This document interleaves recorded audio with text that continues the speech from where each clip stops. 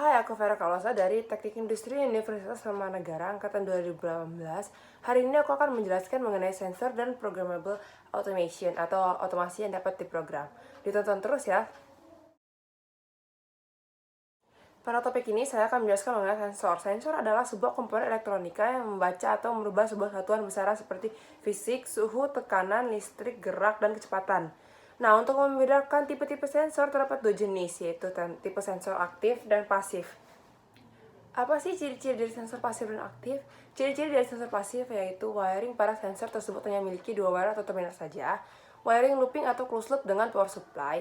Yang terakhir, sensor akan mati jika ada wiring seri dengan sensor tersebut putus atau belum terkoneksi. Nah, ciri-ciri dari sensor aktif yaitu yang pertama, wiring 4 wire atau 4 terminal. Yang kedua, sensor tidak akan mati jika terputus signal. Terdapat 11 jenis sensor, yaitu sensor suhu, sensor tekanan, sensor kecepatan, sensor cahaya, sensor suara, sensor aliran, sensor ultrasonik, sensor giroskop, sensor posisi, sensor kelembapan, sensor berat, dan sensor tegangan. Apa sih sensor analog dan sensor digital? Sensor analog adalah sensor yang dapat menghasilkan sinyal atau tegangan output secara kontinu atau terus-menerus yang berbanding terbalik dengan nilai yang diukur. Untuk sensor digital adalah sensor yang menghasilkan sinyal output digital listrik atau voltage, yang artinya dihasilkan sinyal keluaran biner dengan bentuk logika 1 atau logika 0 untuk on atau off. Terdapat 7 penggunaan sensor dalam kehidupan sehari-hari, yaitu yang pertama parkir kendaraan, kedua remote televisi, yang ketiga pada smartphone, keempat speedometer, yang kelima menghitung kekuatan gempa, yang keenam termometer, dan ketujuh pendeteksi api. Nah, pada topik ini aku akan menjelaskan mengenai jenis-jenis otomasi industri. Otomasi industri ini yang diklasifikasikan menjadi 3 jenis, yaitu otomasi tetap, yaitu fixed automation, otomasi yang dapat diprogram atau programmable automation, dan otomasi fleksibel atau flexible automation. Aku akan menjelaskan lebih lanjut dan lebih dalam mengenai otomasi yang dapat diprogram atau programmable automation. Dalam programmable automation atau otomasi yang dapat diprogram, peralatan produksi dirancang dengan kemampuan untuk mengubah urutan operasi untuk mengakomodasikan konfigurasi produk yang berbeda. Urutan operasi dikontrol oleh program, yang merupakan satu set instruksi kode sehingga sistem dapat membaca dan menafsirkannya.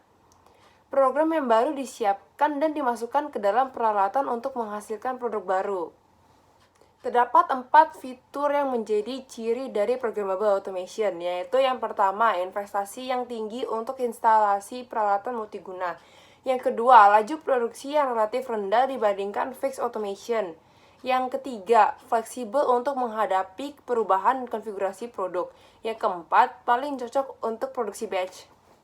Dalam sistem otomasi dapat diprogram atau programmable automation, urutan operasi serta konfigurasi mesin dapat diubah dengan menggunakan alat pengendalian elektronik.